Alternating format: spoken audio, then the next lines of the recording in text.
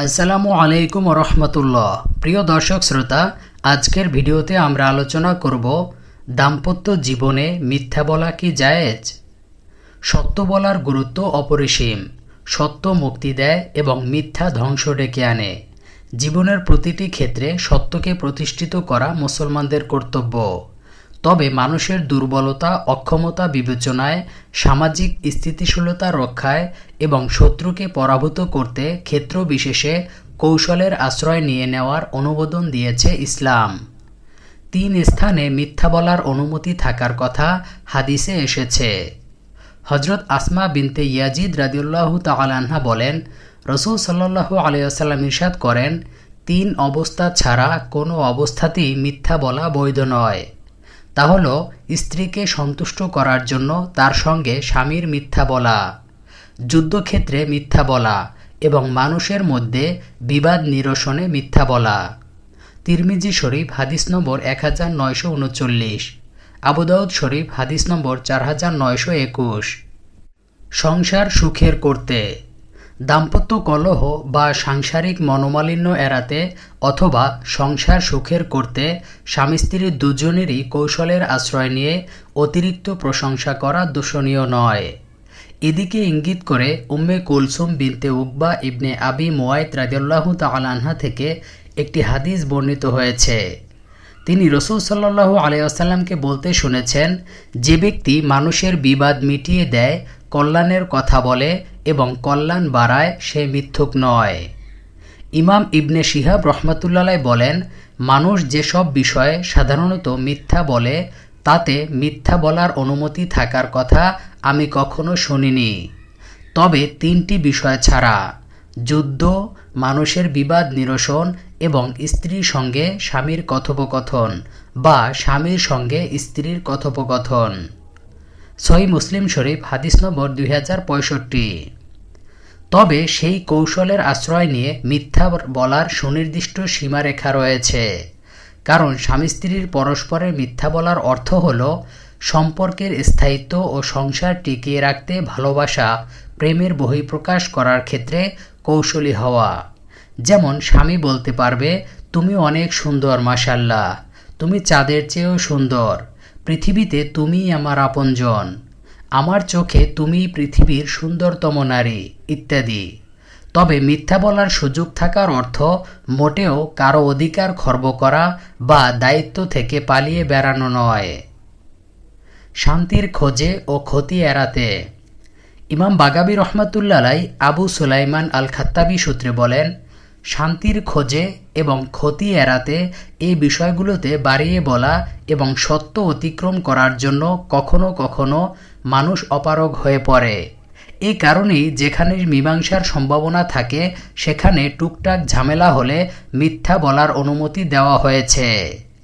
আর স্ত্রীর সঙ্গে মিথ্যা বলার অর্থ হলো তাকে গুরুত্ব দেওয়া, আপন করে নেওয়া, অন্তরে যতটুকু ভালোবাসা আছে তার চেয়ে বেশি প্রকাশ করা, এর মাধ্যমে স্থায়ী সম্পর্কের প্রচেষ্টা করা এবং তার চরিত্র সংশোধনের চেষ্টা করা।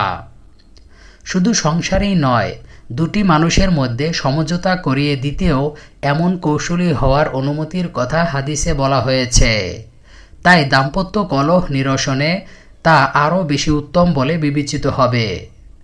সুফিয়ান ইবনে ওয়াহাইনা বলেন, যদি কোনো ব্যক্তি কারো কাছে অপারগ হয়ে পড়ার কারণে তাকে সন্তুষ্ট করতে কথা বানায় এবং সুন্দরভাবে উপস্থাপন করে, সে মিথ্যাবাদী হবে না। কারণ হাদিসে এসেছে, যে ব্যক্তি মানুষের মধ্যে মীমাংসা করে দেয় সে মিথ্যাবাদী নয়। সুফিয়ান ইবনে উইহানা বলেন, সুতরাং সাধারণ মানুষের মধ্যে মীমাংসা করে দেওয়ার চেয়ে নিজের জীবনসঙ্গীর সঙ্গে মীমাংসা করা উত্তম। পৃথিবীতে সব মানুষের সংসার ভালোবাসায় ভরপুর থাকে না। ঝগড়া, বিবাদ ও দাম্পত্য কলহে অনেক সংসার ভেঙে যায়। তাই সাংসারিক জীবনে একসঙ্গে চলতে গেলে অনেক ক্ষেত্রে কৌশলের আশ্রয় নেওয়ার বিকল্প থাকে না। সত্যের আশ্রয় ও খলিফার বক্তব্য। ওমর রাদিয়াল্লাহু তাআলা আনহুর যুগে এক লোক স্ত্রীকে বলল, তোমাকে আল্লাহর কসম করে বলছি, তুমি কি আমাকে ভালোবাসো? সে বলল, আল্লাহর কসম করেই যেহেতু বলেছ, তাহলে আমি বলবো না। লোকটি বের হয়ে গেল এবং ওমর রাদিয়াল্লাহু তাআলা আনহুর কাছে নালিশ করল। ওমর রাদিয়াল্লাহু তাআলা আনহু তার স্ত্রীর কাছে লোক পাঠালেন এবং বললেন, তুমি কি তোমার স্বামীকে বলছো তুমি তাকে ভালোবাসো না? সে বলল, আমিরুল মুমিনিন, সে আমাকে আল্লাহর কসম করে বলেছে, তো আমি কি মিথ্যা বলবো? তিনি বললেন, হ্যাঁ, মিথ্যা বলো।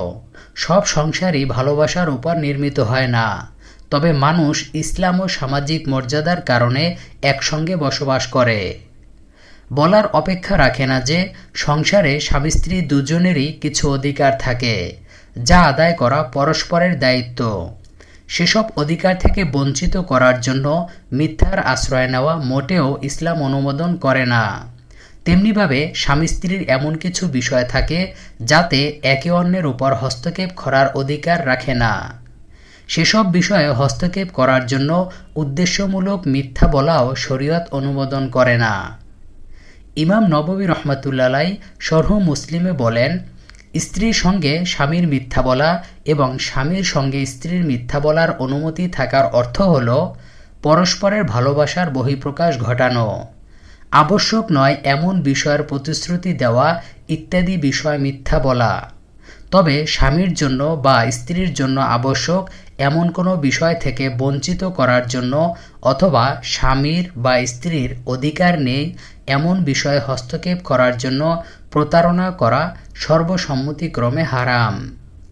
তাই স্ত্রীর অধিকার খর্ব করা যেমন স্বামীর জন্য বৈধ নয়, তেমনি স্বামীর অধিকার খর্ব করাও স্ত্রীর জন্য বৈধ নয়।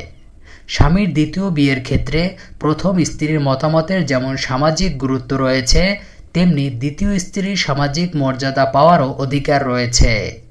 এক্ষেত্রে মিথ্যার আশ্রয় নেওয়া এবং গোজামিল করা শরীয়তসম্মত নয়।